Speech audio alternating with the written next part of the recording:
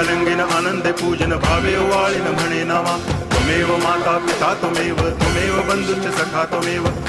विद्या करुणं त्वमेव सर्वं मम देव कायेन वाचा मनसेन्द्रियैर्वा बुद्ध्यात्मना वा प्रकृति स्वभावात् करोमि यद्यत् सकलं परस्मै नारायणायति समर्पयामि अच्युतं केशवं रामनारायणं कृष्णदामोदरं वासुदेवं हरि गिरिधरं माधवं गोपिकावल्लभं जानकीनायकं रामचन्द्रं भजे हरे राम